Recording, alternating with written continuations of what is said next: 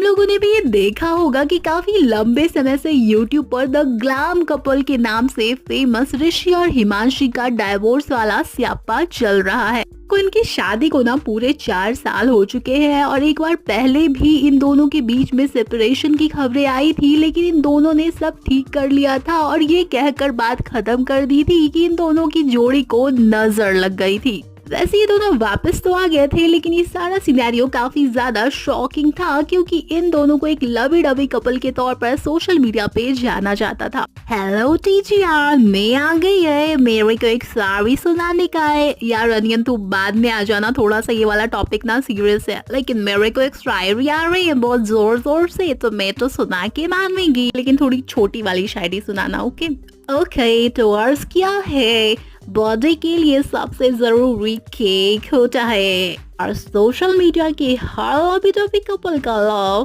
Fake होता है। चलो अब तुम बाबा कर दो, मैं फिर चले जाएंगे। अच्छा ठीक है, वाह वाह वाह वाह वाह, ठीक है अब मैं जाती है, लेकिन ना फिर से आएगी जब भी मेरे को जोर से कोई शायरी आएगी। अच्छा ठीक है, तू आ जाना। ओके अच्छा, ये अनियन की शायरी तो चलती रहेगी। हम वापस से आते हैं ऋषि और हिमांशी के टॉपिक पे। अच्छा तो हुआ ये था ना कि हिमांशी और ऋषि के बीच में फिर से सब कुछ ठीक नहीं चल रहा है, इसकी खबरें आने लग गई।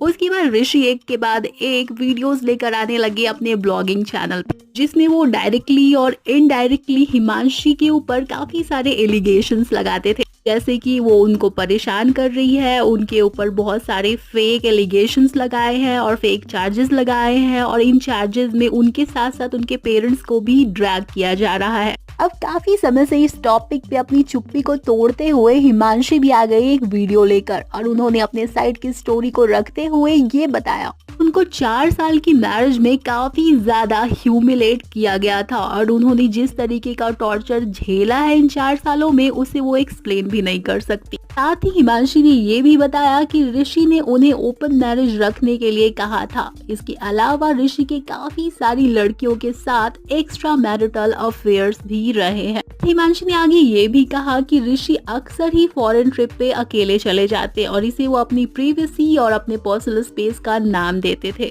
साथ ही हिमांशी ने ये भी बताया कि ऋषि के जो घर वाले हैं ना, वो हिमांशी को हर तरीके से अब्यूज करते थे और उन्हें ताने भी मारते थे। इतना ही नहीं, उनके रिश्तेदारों के सामने अक्सर ही ये कहा जाता था कि हिमांशी की मानसिक स्थिति ठीक नहीं है। इतना सब सहने के बाद भी ना हिमांशी रिश्ते को बचाने की कोशिश कर रही थी और ऋषि को बार बार मौके देती जा रही थी।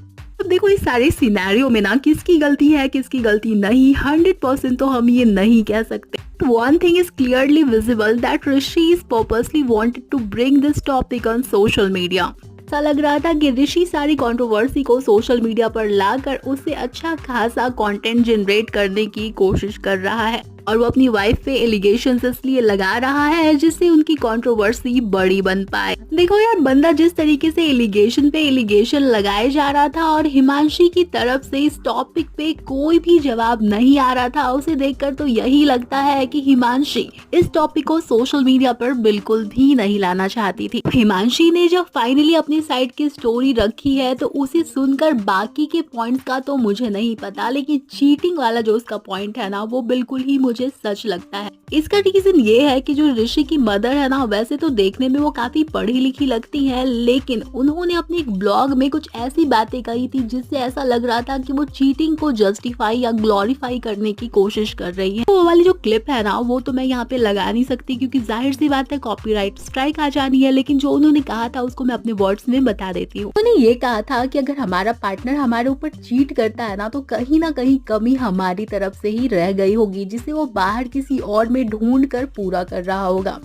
थॉट्स देख रहे हो। अब देखो, हिमांशी की वजह से ही इनकी जो पूरी फैमिली है ना ऋषि की, वो सोशल मीडिया पे है और सोशल मीडिया से अच्छा खासा अर्न कर रही है ना। ऋषि और उसकी फैमिली से मिलने से पहले ही सोशल मीडिया पे एक्टिव थी और कह सकते हैं काफी फेमस भी थी। अब ऐसे में मुझे कहीं से नहीं लगता कि हिमांशी पैसे के लिए फेक एलिगेशंस लगाएगी ऋषि और उसकी फैमिली के ऊपर। आजकल ना कुछ ब्लॉगर्स का एक अजीब सा पैटर्न देखने को मिल रहा है। उनकी लाइफ में जब भी कोई प्रॉब्लम होती है तो उसको एक कंट्रोवर्सी बनाकर वो सोशल मीडिया पर ले आते हैं और उसे डॉलर छापना शुरू कर देते हैं। तो भाई मोरल ऑफ द स्टोरी ये है कि सोशल मीडिया पर हर चीज जैसी दिखती है वैसी रियल लाइफ में होती नहीं है। तुम लोग इस बारे में क्या सोचते हो, कमेंट